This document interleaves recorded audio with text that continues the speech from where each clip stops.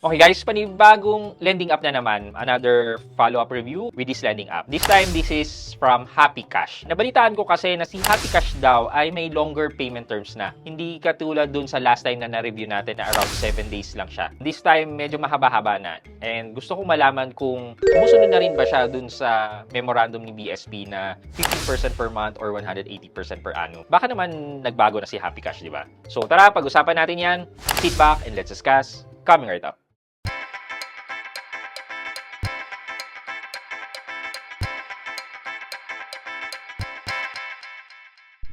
Hi guys, this is Pat and you're in Pat Quintos Review TV. So if you're new here in my channel, I do reviews about personal finance na meron akong experience or meron akong knowledge na ginawa ko na yan ng videos and playlists na makita nyo dito sa taas. At kung bago ka dito sa channel ko, you may want to consider subscribing to my channel. Okay, last time na-review ko yung Happy Cash, hindi po talaga ako naggawa ng account with them. If I remember it correctly, parang gumamit po ako ng YouTube video kay Miss Ronaldin po yata yung nagamit ko. But this time, I took the plunge na mag-register para naman may first-hand experience na malaman sa i-offer nila. Okay, but take note, hindi po ako mag-endorse ng online lending app na alam ko na predatory ang interest. So let's try to dissect itong Happy Cash. So now, check natin kung may website nga si Happy Cash. Ito, meron po. So pag click po natin si Happy Cash, oy, medyo disappointed na po ako agad. Bakit po? Kasi wala masyadong effort sa paggawa ng website. Yun lang po masasabi ko. Anyway, so ito po, si Happy Cash, ito po yung customer service and their address, kung saan sila located, kung gusto nyo huntingin sila, puntahan niya po doon. SEC registration, which is ito po, yan, and then meron din silang certificate of authority na yan din po. Makita rin po sila sa SEC website, so with regulatory requirements, sumusunod naman po sila. So let's go now dun sa app ni Happy Cash. Hindi ko alam kung happy ba talaga. So ito po, Happy Cash, Easy Loan. Click na po natin dito sa About App and check natin yung APR. Yun po, ayun o, maximum annual percentage rate or maximum APR which is 180%. But computin po natin yan later on. And then loan term po ay 91 days to 180 days with a zero processing fee. I guess nakuha na po natin yung basic information na kailangan natin sa kanila.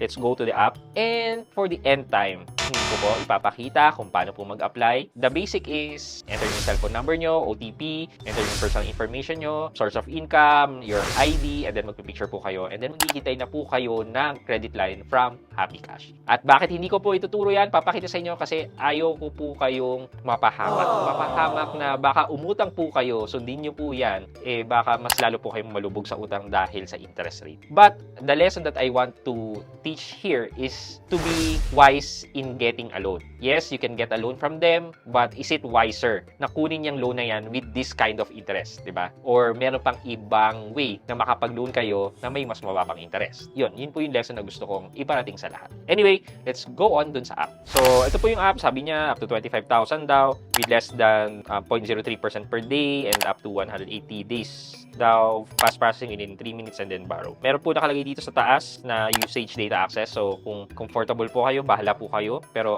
ako po, hindi po ako kakomportable. Kaya, ang ginagawa ko po pang review ko is another phone na hindi ko nilalagyan ng other personal information.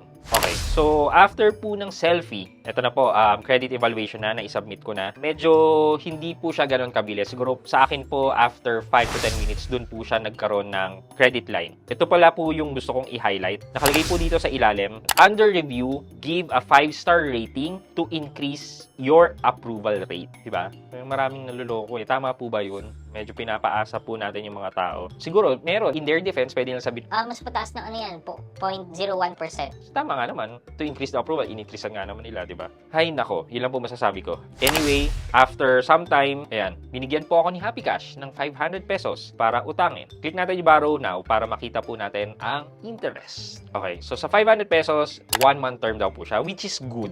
Good po yan ha. Versus sa previous na na-review natin with Tech Cash, sabi po niya 100 days, tapos within 15 days lang naman po pala. Ito po, at least yung 500 pesos ay good for 1 month. Ayun nga lang po, hindi po natin matatanggap ng buo kasi may bawas na payment fee. So yung 500 magiging 480 pesos. Kung i-calculate po natin to, 575 minus 480, meron po siyang around 95 pesos na interest and service charge. So, kunin po natin yung percentage ng interest. Gamitin muna natin yung 480 pesos. Kasi, yun po yung net na nakuha natin eh. So, 95 divided by 48, 19.79% ang effective interest rate niya. Since 1.1 po siya, i-multiply natin by 12, yan, lalabas po na 238% ang kanyang APR. Hindi pa rin po siya 180 days. Malayo din po siya sa sinasabi sa katulad nila one hand, mabilis cash, and FIDO na 15% in 1 month. So, ito, malayo pa po. Though, ang kinagandahan nga po is 1 month to pay na po siya, hindi siya 7 days. Or sa akin lang po ba to?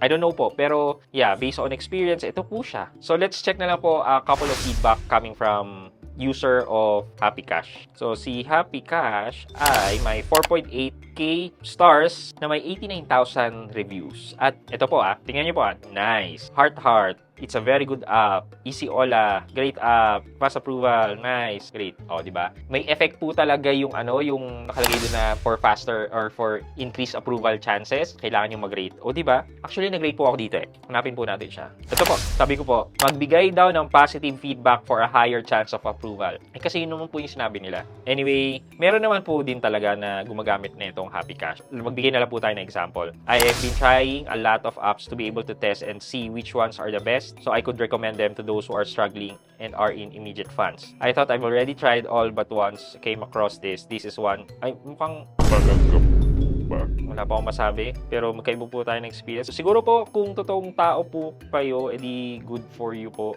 Natulungan po ko na. Hindi ko po sigurado kung sino po sa inyo yung tao o hindi. Kaya hindi, mahirap pagbatayan itong mga reviews. Sa totoo lang. So, ang pinakamagandang sandata po natin is i-calculate po natin talaga ang interest rate. Doon po natin malalaman kung okay bang hiraman itong online lending app na to or hindi. Okay, for our question of the day, katulad nitong Happy Cash na may ganitong sinasabi na give us positive rating to help increase your chance of approval. Naniniwala po ba kayo dito? O alam nyo pong gimmick lang po to para mapataas po ang kanilang rating sa Google Play Store at maraming mag-download sa app na to? Ayan, let me know sa comment section sa baba at may chance po kayo manalo ng 1,000 pesos sa ating weekly GCash giveaway and also sa ating cellphone giveaway. Yun lamang po for today's video, but before we end this video, mag-shoutout po muna tayo at shoutout kay Jeanrel Fernandez at Jeanrel Fernandez. Sabi po niya, always watching kapag naka-bill notif. God bless Sir Pat, more informative videos upload. Yan.